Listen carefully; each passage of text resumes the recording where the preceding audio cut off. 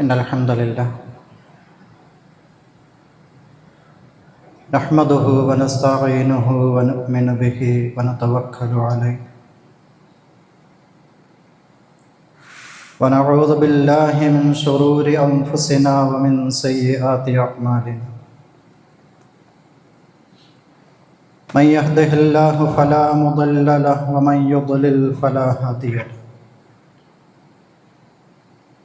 وأشهد أن لا إله إلا الله وحده لا شريك له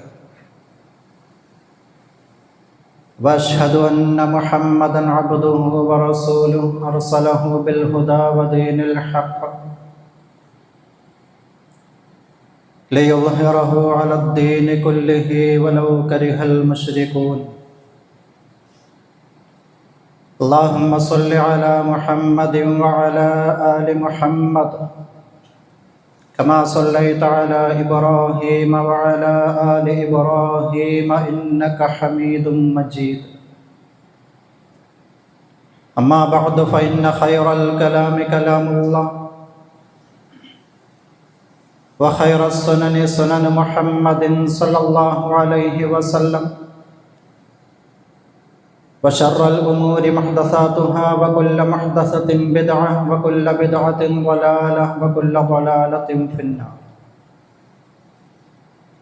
يا أيها الذين آمنوا اتقوا الله حق تقاته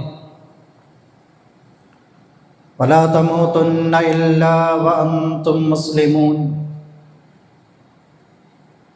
يا أيها الذين آمنوا اتقوا الله وقولوا قولا سديدا يصلح لكم أعمالكم ويغفر لكم ذنوبكم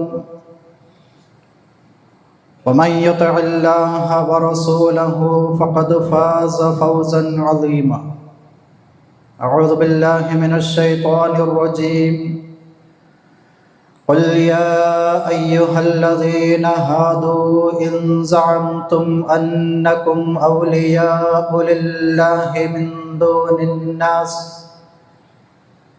فتمنوا الموت إن كنتم صادقين സ്നേഹാദരണീയരായ സത്യവിശ്വാസി വിശ്വാസിനി,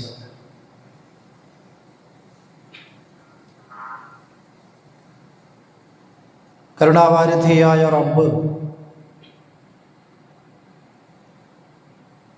അവൻ നമ്മെ ഏൽപ്പിച്ച ഉത്തരവാദിത്തങ്ങൾ വീഴ്ചകളില്ലാതെ കൃത്യമായി അത് പാലിച്ച് ജീവിതത്തെ അതനുസരിച്ച് ക്രമീകരിക്കണമെന്ന് ആമുഖമായി ഓർമ്മപ്പെടുത്തുകയാണ്, വസിയ്യത്ത് ചെയ്യുക.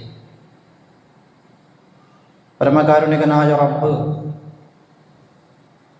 അത്തരത്തിലുള്ള വിശ്വാസികളിൽ നമ്മെ ഓരോരുത്തരെയും ഉൾപ്പെടുത്തി അനുഗ്രഹിക്കുമാറാകട്ടെ. ജീവിതത്തിൻ്റെ വ്യത്യസ്ത മേഖലകളിൽ സംഭവിച്ചു പോയ തെറ്റുകുറ്റങ്ങൾ ഓരോന്നും റബ്ബ് മാപ്പ് നൽകി അനുഗ്രഹിക്കുമാറാകട്ടെ. പ്രിയമുള്ള സഹോദരങ്ങൾ, ഏതാണ്ട് ഒരു മാസക്കാലത്തോളമായി നോമ്പ് എന്ന ഒരു ചുറ്റുമതിലിൻ്റെ ഉള്ളിൽ നമ്മുടെ ജീവിതത്തെ നാം ക്രമീകരിക്കുകയായിരുന്നു. അത് കേവലം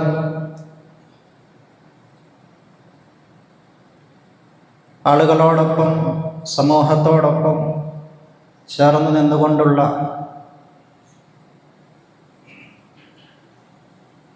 ആളുകൾ എന്തൊക്കെയോ ചെയ്യുന്നു, അതനുസരിച്ച് ചെയ്തില്ലെങ്കിൽ ഞാൻ മോശക്കാരനാകുമല്ലോ എന്ന ഒരു കൂട്ടയാട്ടം ആയിരുന്നില്ല എന്നുറപ്പുവരുത്താൻ നമുക്ക് സാധിക്കേണ്ടത്. നേരെമറിച്ച്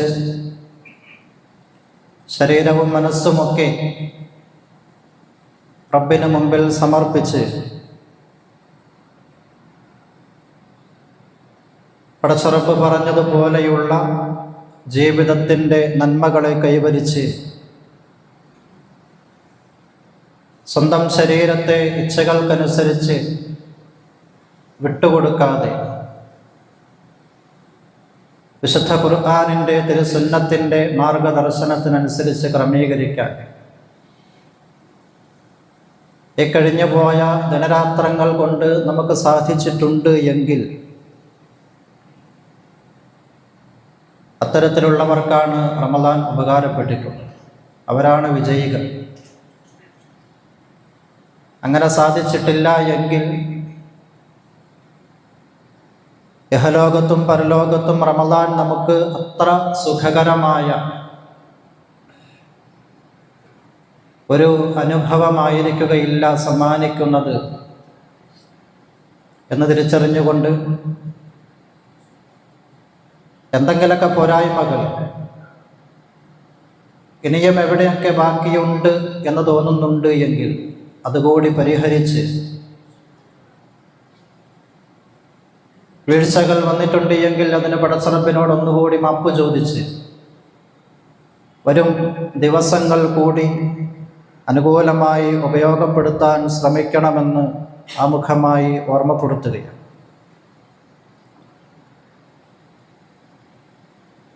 വിശ്വാസികളെ സംബന്ധിച്ചിടത്തോളം റമദാൻ എന്നുള്ളത് ചില തിരിച്ചറിവുകൾക്കും പരിശോധനകൾക്കുമുള്ള അവസരമായിരുന്നു. കഴിഞ്ഞ 20 ദിവസങ്ങളിലൂടെ നമുക്കെന്ത് നേടാൻ പറ്റി എന്നുള്ള ഒരു ആത്മപരിശോധന, എന്താണ് നമുക്ക് കിട്ടിയത് എന്ന് ചിന്തിക്കേണ്ട ഒരു അവസരം കൂടിയാണ്. നോമ്പനുഷ്ഠിച്ചിട്ട് നമ്മളിൽ അതെന്ത് മാറ്റമുണ്ടാക്കി,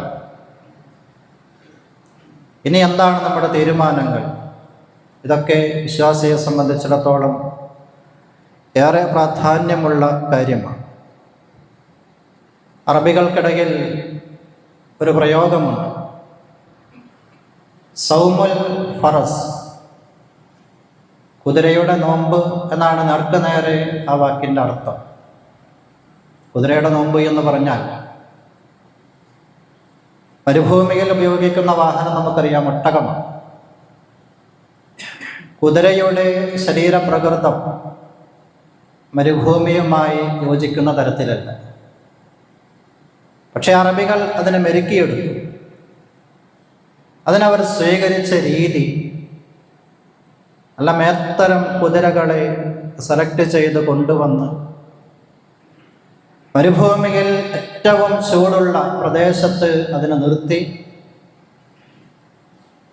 ചൂടുകാറ്റ് ഏറ്റവും നന്നായി ഏത് ഭാഗത്ത് നിന്നാണോ വീശിയടിക്കുന്നത് ആ ഭാഗത്തേക്ക് കുതിരയെ തിരിച്ചു നിർത്തി. അങ്ങനെ കുറച്ച് ദിവസങ്ങൾ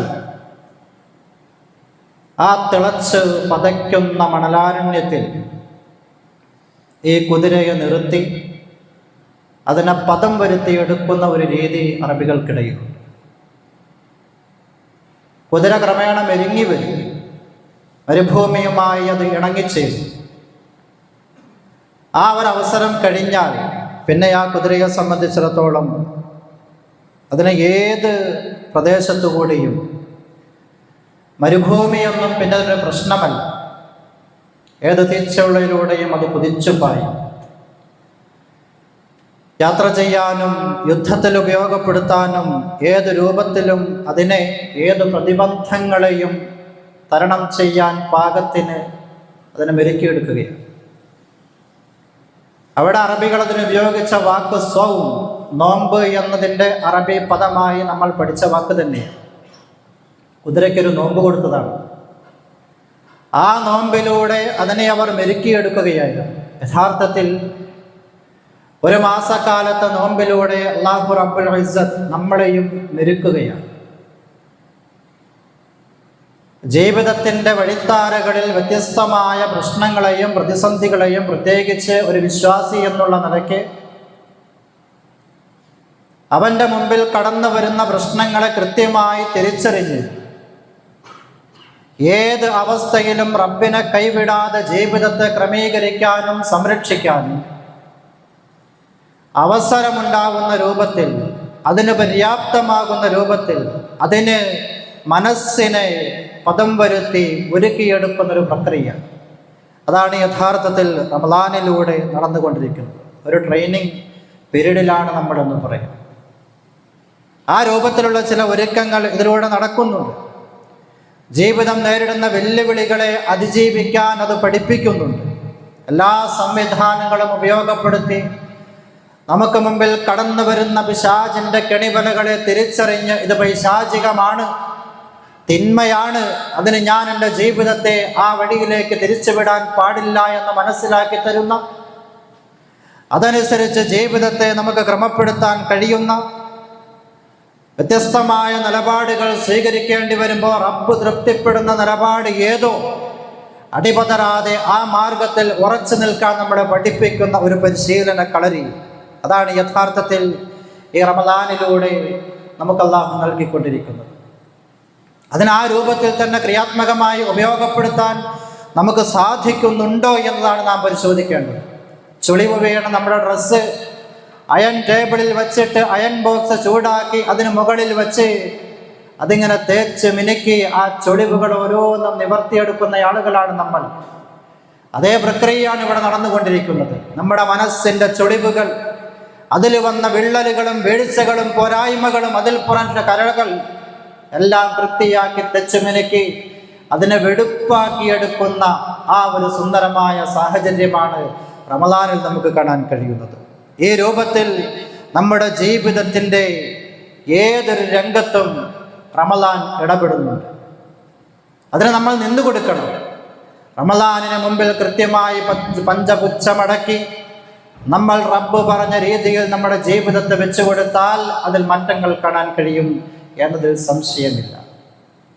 ഈ രംഗത്തൊക്കെ നമ്മൾ എവിടെ എത്തി, എവിടെയാണ് നാം നിന്നത്, നമ്മുടെ നിലപാടുകൾ എങ്ങനെ എന്നുള്ളതിനെയൊക്കെ കൃത്യമായി ഒരു പരിശോധനയ്ക്ക് വിധേയമാക്കേണ്ട ഘട്ടമാണ് റമളാനിൻ്റെ അവസാന ഘട്ടമെന്ന് പറയുന്നത്. ചുരുങ്ങിയ സമയങ്ങൾ മാത്രമാണ് നമ്മുടെയൊക്കെ മുമ്പിൽ ഇനിയുള്ളത്. ആ ദിവസങ്ങളെ അറിഞ്ഞ് ഉപയോഗപ്പെടുത്താൻ, മനസ്സറിഞ്ഞ് അതിനു വേണ്ടി ഒരുങ്ങി ഉപയോഗപ്പെടുത്താൻ കൂടി ശ്രമിച്ച് പോരായ്മകളുള്ളതിനെ നികത്തിയെടുത്ത് വരും ദിവസങ്ങളിൽ പൂർണ്ണമായും നന്മകളിലായി മുന്നോട്ട് പോകാൻ സാധിക്കുന്ന ഒരവസ്ഥ നമ്മുടെയൊക്കെ ജീവിതത്തിൽ വേണ്ടതുണ്ട്. അതല്ലെങ്കിൽ ഇതിൻ്റെയൊക്കെ പേരിൽ ഒരു ഖേദം പിന്നീട് ജീവിതത്തിലേക്ക് വരുന്നത് ഒരിക്കലും നമുക്ക് താങ്ങാൻ കഴിയാത്ത സാഹചര്യങ്ങളാണ് എന്ന് പരിശുദ്ധ ഖുർആനും തിരുസുന്നത്തും വളരെ വ്യക്തമായി പഠിപ്പിച്ച വിഷയമാണ്. ചെറിയ ചെറിയ പ്രയാസങ്ങളൊക്കെ, ത്യാഗങ്ങളൊക്കെ നമുക്ക് റമളാനിലൂടെ കടന്നു പോകുമ്പോൾ അനുഭവിക്കാൻ പറ്റിയിട്ടുണ്ട്. അവസാന ഘട്ടത്തിലേക്കൊക്കെ എത്തുമ്പോൾ തുടക്കത്തിലുണ്ടായിരുന്നതിനേക്കാൾ കുറച്ചധികം ക്ഷീണവും ദാഹവും പ്രയാസങ്ങളും ഒക്കെ നമ്മൾ അലട്ടിയിട്ടുണ്ട്. പക്ഷെ അതൊക്കെ ചെറുതാണ്. നമ്മുടെയൊക്കെ ജീവിതത്തിൽ നമ്മൾ അനുഭവിച്ച ത്യാഗങ്ങളെ പരിശോധിച്ച് നോക്കുമ്പോൾ, പരിശോധിക്കുക എന്ന് പറഞ്ഞാൽ നമുക്ക് മുമ്പിൽ കടന്നുപോയ മുൻഗാമികളായ സച്ചരിതരായ സ്വഹാബത്തിനെയും മുജദ്ദിദിനെയും അതുപോലെ തന്നെ പൂർവ്വസൂരികളായ പണ്ഡിതന്മാരെയും ഒക്കെ വെച്ച് നോക്കുമ്പോൾ നമ്മൾക്ക് നേരിടേണ്ടി വരുന്ന പ്രയാസങ്ങൾ വളരെ വളരെ ചെറുതാണ്. അവരനുഭവിച്ച ത്യാഗങ്ങളെ നമ്മൾ മനസ്സിലാക്കുമ്പോൾ കൃത്യമായി നമുക്കത് ബോധ്യപ്പെടും. മുഅത്ത യുദ്ധം റസൂലുള്ളാഹി സ്വല്ലല്ലാഹു അലൈഹി വസല്ലമ സൈന്യത്തെ റെഡിയാക്കുകയാണ്. മുഅത്ത യുദ്ധത്തിന് പോകുന്ന സമയത്ത് റോമക്കാരുമായിട്ടാണ് ആ യുദ്ധം അഭിമുഖീകരിക്കേണ്ടി വന്നത്. സല്ലല്ലാഹു അലൈഹി വസല്ലമ 3 പേരെ വിളിച്ചു യുദ്ധത്തിൻ്റെ നേതൃസ്ഥാനത്തേക്ക് പതാകവാഹകരായി കടന്നു വരുന്നതിന് 3 ആളുകളെ ക്ഷണിച്ചു. ഒന്ന് സെയ്ദ് ഇബ്നു സാബിത്ത് റളിയല്ലാഹു അൻഹു, രണ്ടാമത്തെയാൾ ജഅഫർ ഇബ്നു അബീ ത്വാലിബ് റളിയല്ലാഹു അൻഹു ആയിരുന്നു, മൂന്നാമത്തത് അബ്ദുല്ലാഹി ഇബ്നു റവാഹ റളിയല്ലാഹു അൻഹു. 3 ആളുകളെയും വിളിച്ചിട്ട് പറഞ്ഞു, നിങ്ങളാണ് ഈ യുദ്ധത്തിന് നേതൃത്വം കൊടുക്കേണ്ടവർ. സെയ്ദ് വീണ് കഴിഞ്ഞാൽ പതാക ഏറ്റെടുക്കേണ്ടത് അബ്ദുല്ലാഹി ഇബ്നു റവാഹയാണ്. അബ്ദുല്ലാഹി ഇബ്നു റവാഹയും വീണ് കഴിഞ്ഞാൽ പതാക ഏറ്റെടുക്കേണ്ടത് ജഅഫർ ഇബ്നു അബീ ത്വാലിബ് ആയിരിക്കണം. അങ്ങനെ കാര്യങ്ങളെല്ലാം പറഞ്ഞു കൊടുത്ത് മദീനയുടെ അതിർത്തി വരെ ആ സൈന്യത്തോടൊപ്പം അല്ലാഹുവിൻ്റെ റസൂൽ സ്വല്ലല്ലാഹു അലൈഹി വസല്ലമ സഞ്ചരിക്കുന്നുണ്ട്. അതിനിടയിൽ അല്ലാഹു റസൂൽ ചോദിച്ചു, ഈ 3 പേരോടായിട്ട് എന്താണ് നിങ്ങളുടെ ആഗ്രഹം? അതിന് മറുപടി പറഞ്ഞത് അബ്ദുല്ലാഹി ഇബ്നു അബീ റവാഹ റളിയല്ലാഹു അൻഹു. അദ്ദേഹം പറഞ്ഞ വാക്ക്, അല്ലാഹുവിൻ്റെ റസൂലേ, എനിക്കൊരാഗ്രഹമുണ്ട്. ഈ യുദ്ധം നമ്മൾ വിജയിക്കണം. ഈ യുദ്ധം നമ്മൾ വിജയിക്കണം. പക്ഷെ അത് മാത്രം പോരാ, ശത്രുക്കൾ എന്നെ വധിക്കണം. എനിക്ക് ഈ യുദ്ധത്തിൽ മരണപ്പെടണം. അതിന് അല്ലാഹു അവസരം നൽകണം. ഇതാണ് എൻ്റെ ആഗ്രഹം എന്ന് പറഞ്ഞിട്ടാണ് അവർ ആ യുദ്ധത്തിന് പോകുന്നത്. യുദ്ധം കഴിഞ്ഞ് കൂട്ടത്തിൽ ഒന്നുകൂടി അദ്ദേഹം പറഞ്ഞു, എൻ്റെ ഖബർ ഇവിടെ വേണം ഖബറടക്കാൻ. മുഅത്തയിലേക്ക് വരുന്ന വഴിയില്ലതല്ലെങ്കിൽ മുഅത്തയിൽ എൻ്റെ ഖബറടക്കണം. എന്നിട്ട് ആളുകൾ ഇതുവഴി കടന്നു പോകുമ്പോൾ പറയണം, ഇത് അബ്ദുല്ലാഹി ഇബ്നു റവാഹയുടെ ഖബറാണ്. ഇസ്ലാമിൻ്റെ ഇസ്സത്തിന് വേണ്ടി, പടച്ച റബ്ബിന് വേണ്ടി ജീവിതം കൊടുത്ത മനുഷ്യനാണ് റവാഹ എന്നാളുകൾ പറയണം.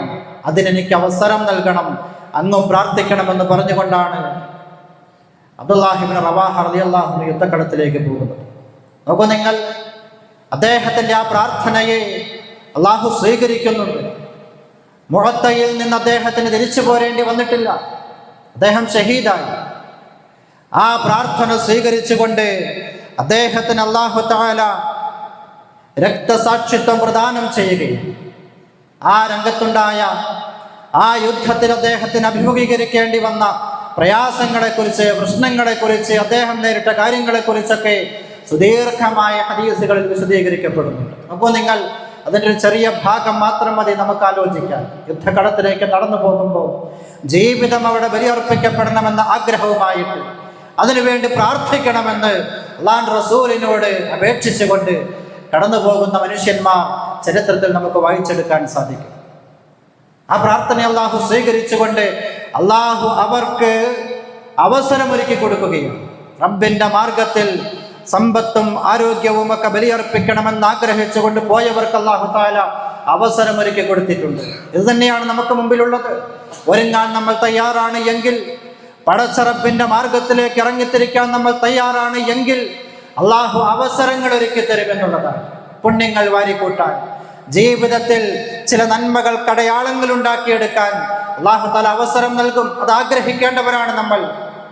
അതിനുവേണ്ടി പ്രാർത്ഥിക്കേണ്ടവരും പ്രയത്നിക്കേണ്ടവരുമാണ് നമ്മൾ. ഉഹദ് യുദ്ധത്തിൻ്റെ ചരിത്രം വായിച്ചു പോകുന്നിടത്ത് നമുക്ക് 2 ആളുകളെ കാണാം. അബ്ദുല്ലാഹി ഇബ്നു ജഹ്ഷ് റളിയല്ലാഹു അൻഹുവും സഅദ് ഇബ്നു അബീ വഖാസ് റളിയല്ലാഹു അൻഹുവും.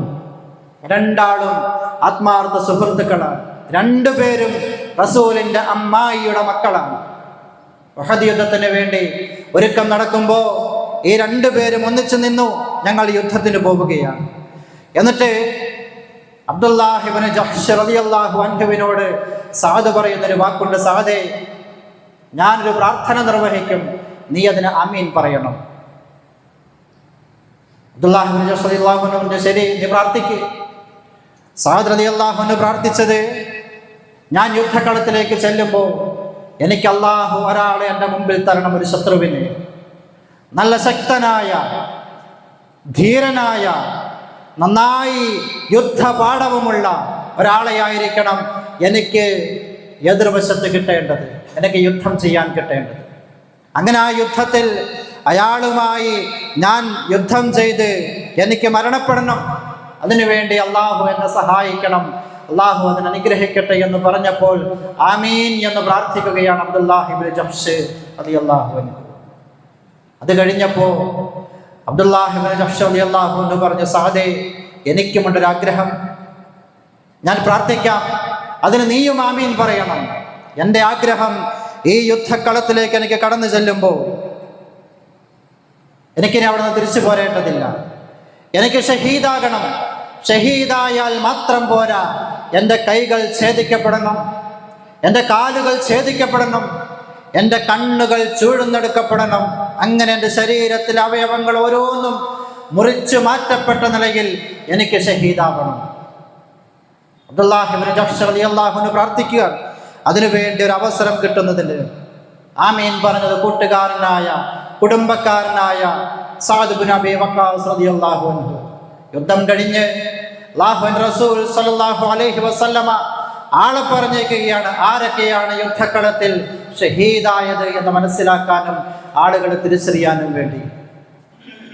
മഹാനായ സഅദ് ഇബ്നു അബീ വഖാസ് റളിയല്ലാഹു അൻഹു പ്രാർത്ഥിച്ചുവെങ്കിലും, ജഹ്ശ് റളിയല്ലാഹു അൻഹു ആമീൻ പറഞ്ഞുവെങ്കിലും ആ യുദ്ധത്തിൽ ഉഹദിൽ രക്തസാക്ഷിയാവാൻ സഅദ് റളിയല്ലാഹു അൻഹു ഭാഗ്യമുണ്ടായില്ല. അദ്ദേഹമാണ് തെരഞ്ഞു പോകുന്നത്. അദ്ദേഹം തെരഞ്ഞു പോകുമ്പോൾ തന്നെ ചേർത്ത് നിർത്തി തന്നോട് പ്രാർത്ഥിച്ച് ആമീൻ പറയാൻ പറഞ്ഞ് കൈകൾ ഛേദിക്കണം, കാലുകൾ ഛേദിക്കപ്പെടണമെന്നുള്ള ആഗ്രഹവുമായിട്ട് പോയ അബ്ദുല്ലാഹി ഇബ്നു ജഹ്ശ് റളിയല്ലാഹു അൻഹുവിന്റെ മയ്യിത്ത് സഅദ് റളിയല്ലാഹു അൻഹുവിന്റെ കണ്ണിൽ പെടുന്നുണ്ട്. അദ്ദേഹം പ്രാർത്ഥിച്ചത് അക്ഷരാർത്ഥത്തിൽ അള്ളാഹു സ്വീകരിച്ചു എന്ന് ചരിത്രം പഠിപ്പിക്കുന്നു. അദ്ദേഹത്തിന്റെ ശരീരത്തിന്റെ ഓരോ ഭാഗങ്ങളും ശത്രുക്കൾ അദ്ദേഹത്തെ വല്ലാതെ ദ്രോഹിച്ച് നന്നായി കൈകാര്യം ചെയ്ത് ഓരോ ഭാഗങ്ങളും വേർപെടുത്തി തൊട്ടടുത്തുള്ള മരത്തിന്റെ കൊമ്പുകളിൽ ഇദ്ദേഹത്തിന്റെ അവയവങ്ങൾ ഇങ്ങനെ തൂക്കിയിട്ടിരിക്കുന്ന കാഴ്ച സഅദ് റളിയല്ലാഹു അൻഹു കാണുന്നുണ്ട്. സഅദ് പറയുന്നുണ്ട്, അല്ലാഹു ഇബ്നു ജഹ്ശിന്റെ പ്രാർത്ഥനയെ അക്ഷരം പ്രതി സ്വീകരിച്ചിരിക്കുന്നു എന്ന്. ഈ ഒരു രൂപത്തിൽ നോക്കൂ നിങ്ങൾ, എത്രയോ ചരിത്രങ്ങൾ എണ്ണി എണ്ണി നമ്മുടെ മുമ്പിലുണ്ട്. നമുക്ക് മുമ്പിൽ കഴിഞ്ഞു പോയ ഇസ്ലാമിന്റെ മാതൃകാ പുരുഷന്മാരായി നമ്മൾ കാണുന്ന മഹാന്മാരായ സച്ചരിതരായ സ്വഹാബത്തിന്റെ ചരിത്രം. അവരും ഇതുപോലെയുള്ള സാഹചര്യങ്ങളെ അഭിമുഖീകരിച്ചവരായിരുന്നു. അവർക്ക് അവരുടെ ജീവിതം കൊടുക്കണമെന്നായിരുന്നു ആഗ്രഹം. ആ റബ്ബ് ചോദിച്ചത് എന്തോ, അല്ലാഹു തആല ആവശ്യപ്പെട്ടല്ലോ, മൻ ദല്ലദീ യുഖരിദുല്ലാഹ ഖർദൻ ഹസനൻ. ആരുണ്ട് റബ്ബിന് നല്ല കടം കൊടുക്കാൻ? എന്താ റബ്ബ് ചോദിച്ച കടം? അല്ലാഹു നമ്മളോട് ചോദിച്ച കടം എന്ന് പറയുന്നത് നമ്മുടെ ജീവിതമാണ്. നമുക്കല്ലാഹു നൽകിയ സമ്പാദ്യമാണ്. നമുക്കല്ലാഹു നൽകിയ ഓരോ അനുഗ്രഹങ്ങളാണ്. അത് റബ്ബ് തൃപ്തിപ്പെട്ട മാർഗത്തിൽ കൊടുക്കാനും ചെലവഴിക്കാനും നമ്മൾ സന്നദ്ധരാണോ? അതാണ് പടച്ച റബ്ബ് ചോദിച്ചിരിക്കുന്ന കടം. ആ കടം കൊടുക്കാൻ നമ്മൾ സന്നദ്ധരാണെങ്കിൽ പ്രിയമുള്ളവരെ, പടച്ച റബ്ബ് നമുക്ക് തിരിച്ചു തരാമെന്ന് പറഞ്ഞത് നമ്മളൊക്കെ സ്വപ്നം കാണുന്ന, ആഗ്രഹിക്കുന്ന, നിരന്തരം പ്രാർത്ഥിച്ചു കൊണ്ടിരിക്കുന്ന ആ സ്വർഗീയ പൂങ്കാവനം, അതാണ് പടച്ച റബ്ബ് തിരിച്ചു തരിക എന്ന് പരിശുദ്ധ ഖുർആൻ പഠിപ്പിച്ചുവെങ്കിൽ ഇതാഗ്രഹിച്ചവരും മോഹിച്ചവരുമായിരുന്നു സഹാബത്ത്. പൂർവികരായ സച്ചരിതർ അവരിതിനു വേണ്ടി ജീവിച്ചവരായിരുന്നു.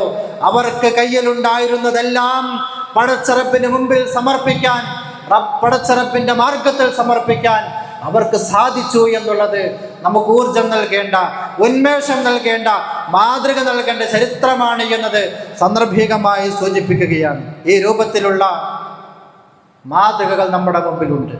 പരിശുദ്ധ റമദാനിന്റെ രാപ്പകലുകളിൽ ചെറിയ ചെറിയ ത്യാഗങ്ങളെ വല്ലാതെ അത് നമ്മളെ പ്രയാസപ്പെടുത്തുന്നുണ്ട് എങ്കിൽ, നമ്മുടെ മനസ്സിനെ അത് വേദനിപ്പിക്കുന്നുണ്ട് എങ്കിൽ നാം തിരിഞ്ഞു നോക്കേണ്ടത് ഈ ചരിത്രങ്ങളിലേക്കാണ്. ജുലൈബീബ് റളിയല്ലാഹു അൻഹു നബി സല്ലല്ലാഹു അലൈഹി വസല്ലമയോടൊപ്പം ഉണ്ടായിരുന്ന, കാണാൻ വിരൂപനായിരുന്ന, തീരെ ഉയരമില്ലാത്തൊരു സ്വഹാബി. അല്ലാഹു റസൂലിനോടൊപ്പം എപ്പോഴും ഉണ്ടാകും അദ്ദേഹത്തിന്റെ ആഗ്രഹമുണ്ടായിരുന്നു വിവാഹം കഴിക്കണം. മദീനയിൽ ആരും അദ്ദേഹത്തിന്റെ ശരീരപ്രകൃതിയും സാമ്പത്തികമില്ലായ്മയും ഒക്കെ കാണുമ്പോൾ അദ്ദേഹത്തിന് പെണ്ണ് കൊടുക്കാൻ തയ്യാറല്ല. അല്ലാഹു റസൂലിനൊരിക്കൽ ഒരു സദസ്സിലിങ്ങനെ ഇരിക്കുമ്പോൾ ജുലൈബീബ് പറയുന്നുണ്ട്, അല്ലാഹു റസൂലേ, എനിക്കൊരു വിവാഹം കഴിക്കണം. നബി സല്ലല്ലാഹു അലൈഹി വസല്ലമ ജുലൈബീബിനോട് പറയുന്നുണ്ട്, ഇന്നൊരു അൻസാരി കുടുംബം മദീനയുടെ ഇന്ന ഭാഗത്ത് താമസിക്കുന്നുണ്ട്, അവിടെ നീ ചെല്ലണം. റസൂല് പറഞ്ഞതാണ് എന്ന് പറയണം. മകളെ വിവാഹാലോചനയ്ക്ക് വന്നതാണ് എന്ന് പറയണം. അദ്ദേഹം ചെന്നു. അവിടെ ചെന്ന് കാര്യങ്ങൾ പറഞ്ഞു. വല്ലാതെ ആക്ഷേപിക്കപ്പെട്ടു അദ്ദേഹം ഇങ്ങനെ പ്രയാസപ്പെട്ട് നിറഞ്ഞൊഴുകുന്ന കണ്ണുകളുമായി തിരിച്ചു നടക്കുമ്പോൾ ആ വീട്ടിലുണ്ടായിരുന്ന പെൺകുട്ടി ഈ സംസാരമൊക്കെ കേട്ടിട്ടുണ്ട്.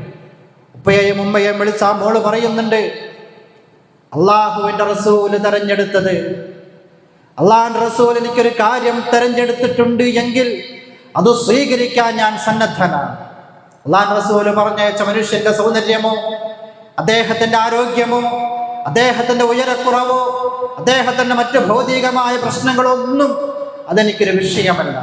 അള്ളാഹു റസൂൽ എനിക്ക് പുതിയ ആപ്പിളയായിട്ട് കണ്ടത് ആ ജുലൈബീബിനെയാണ് എങ്കിൽ അത് സ്വീകരിക്കാൻ ഞാൻ ഒരുക്കമാണ് എന്ന് പറയണം. പോയിട്ട് വാപ്പയെ പറഞ്ഞയക്കുകയാണ് അള്ളാഹു റസൂലിനരികിലേക്ക്.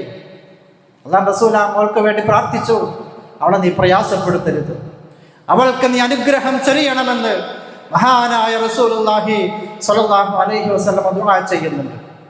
ആ വിവാഹം കഴിഞ്ഞു. വിവാഹം കഴിഞ്ഞിട്ട് ആദ്യ രാത്രി, ആ രാത്രി പൂർണ്ണമാകാൻ പോലും അവസരമില്ലാതെ ഒരു യുദ്ധത്തിന്റെ കാഹളം മുഴങ്ങുന്നുണ്ട്. റസൂല് പറഞ്ഞയച്ച യുദ്ധത്തിലേക്ക് വരാൻ ആളുകൾ തയ്യാറാകണമെന്ന് വിളിച്ചു പറയുന്ന മനുഷ്യന്റെ ശബ്ദം കേട്ട് തൻ്റെ ആദ്യ വിവാഹത്തിന്റെ ആദ്യ രാത്രിയിൽ ഭാര്യയോടൊപ്പം കിടക്കുന്ന ജുറൈജ് റളിയല്ലാഹു അൻഹു ഈ വിളിയാളം കേൾക്കുന്നുണ്ട്. തന്നെ നേർക്ക് നേരെ കണ്ടാൽ ഒരിക്കലും അല്ലാഹുവിന്റെ റസൂൽ യുദ്ധത്തിന് പോകാൻ സമ്മതിക്കില്ല എന്ന് മനസ്സിലാക്കിയ ജുലൈബീബ് ചെയ്തത് ഒരു മുഖം മൂടി വെച്ചുകൊണ്ട് യുദ്ധത്തിന് പോയി ഷഹീദായ ചരിത്രം നാം വായിക്കുന്നുണ്ട്. അല്ലാഹു റസൂൽ സ്വല്ലല്ലാഹു അലൈഹി വസല്ലമ പിന്നീട് അദ്ദേഹത്തിന്റെ മയ്യത്ത് കൊണ്ടുവരുമ്പോൾ അത് കാണാൻ വേണ്ടി തന്റെ ടെന്റിൽ നിന്നും പുറത്തേക്ക് വരുന്നുണ്ട്. ആ ജുലൈബീബിനെ ഇങ്ങനെ രണ്ട് കൈകൾ കൊണ്ട് കോരിയെടുത്തിട്ട് അല്ലാഹു റസൂല് ആകാശത്തേക്ക് നോക്കിയിട്ട് പറയുന്നുണ്ട്, ഇന്നഹു മിന്നി, അല്ലാഹുവേ ഈ ജുലൈബീബ് എന്നിൽപ്പെട്ടവനാണ്, ഞാനും ജുലൈബീബിന്റെ കൂടെയുള്ളവനാണ്, അതുകൊണ്ട് ജുലൈബീബിനെ നീ സ്വീകരിക്കണം.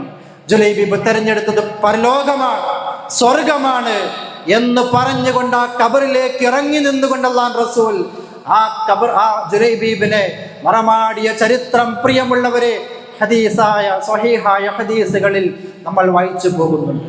ഇങ്ങനെയുള്ള ചരിത്രങ്ങൾ നമുക്ക് നൽകേണ്ട പാഠമെന്ന് പറയുന്നത് അല്പമൊക്കെ ഒരു ത്യാഗ സന്നദ്ധത പടച്ച റബ്ബിന്റെ ദീനിന്റെ വിഷയത്തിൽ, നാം നിർവഹിക്കുന്ന ആരാധനകളുടെ കാര്യത്തിൽ, നാം ഏറ്റെടുക്കുന്ന നന്മകളുടെ വിഷയങ്ങളിൽ നമുക്ക് മുമ്പിൽ വരുന്ന തിന്മകളെയും അരുതായ്മകളെയും മാറ്റി നിർത്തുന്ന വിഷയത്തിൽ അല്പമൊക്കെ പ്രയാസങ്ങൾ ഉണ്ടായേക്കാം. പക്ഷേ പടച്ച റബ്ബിന്റെ തൃപ്തി ഇതാണ് എന്ന് തിരിച്ചറിഞ്ഞുകൊണ്ട് ആ രംഗത്ത് മുന്നോട്ട് പോകാൻ സാധിക്കുന്നൊരവസ്ഥ ഇതുണ്ടാക്കിയെടുക്കണമെന്നാണ് ഈ ചരിത്രങ്ങൾ നമ്മോട് പറയുന്നത്.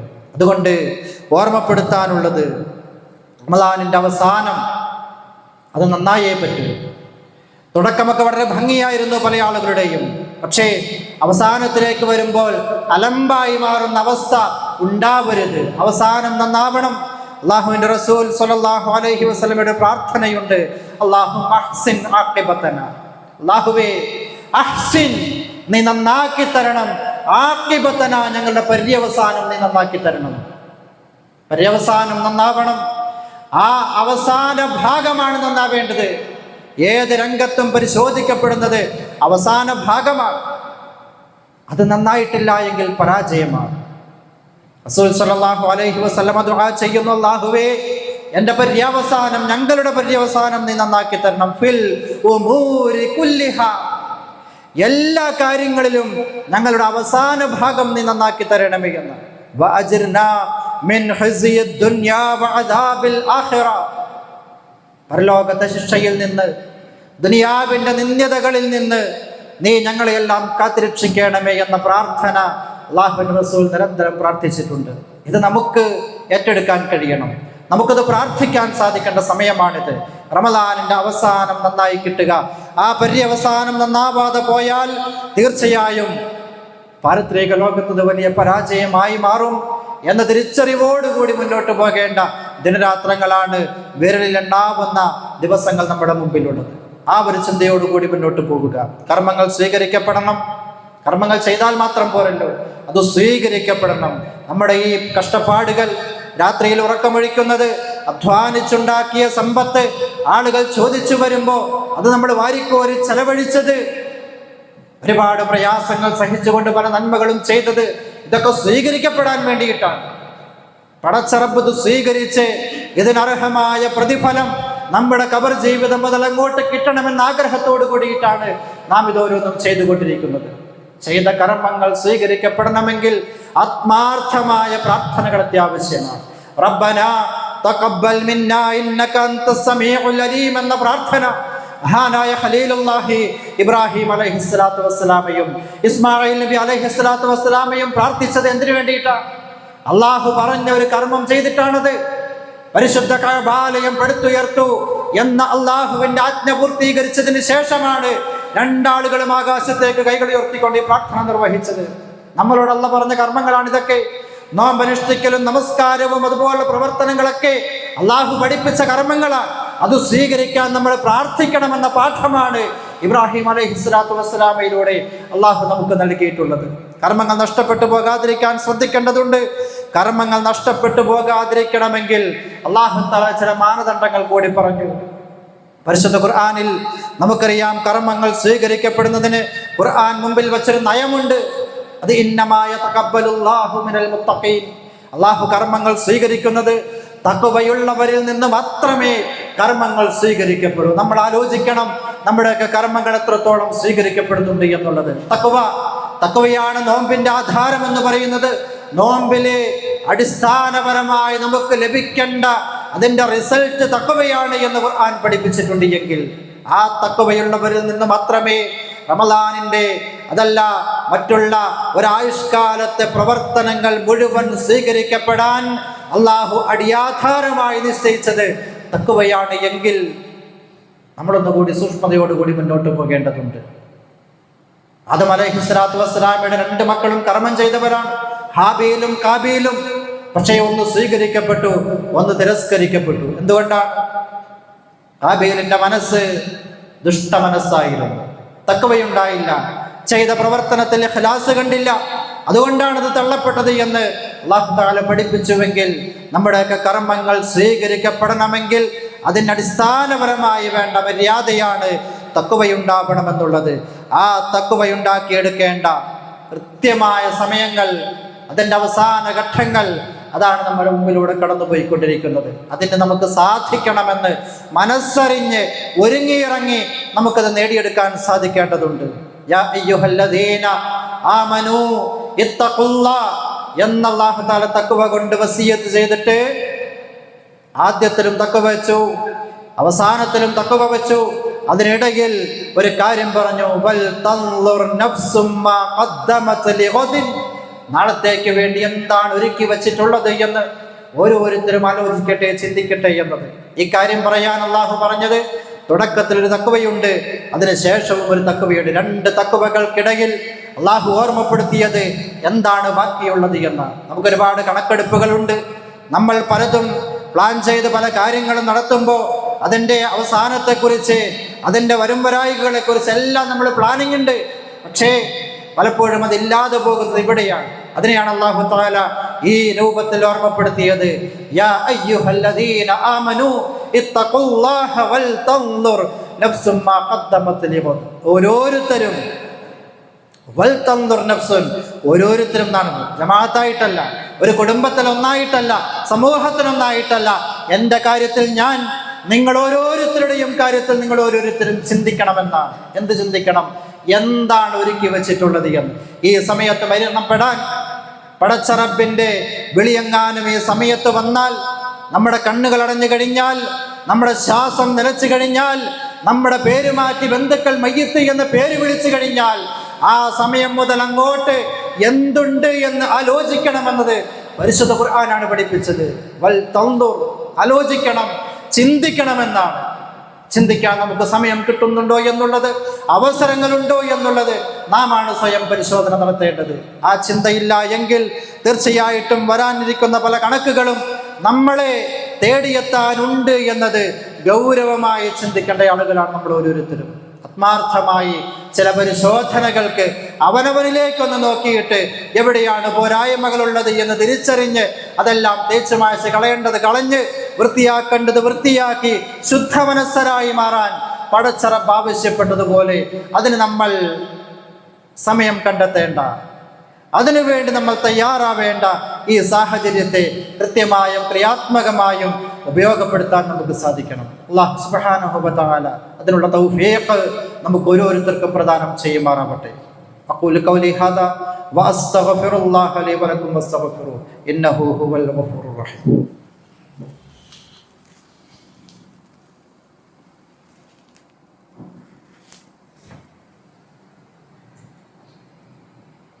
അൽഹംദുലില്ലാഹി റബ്ബിൽ ആലമീൻ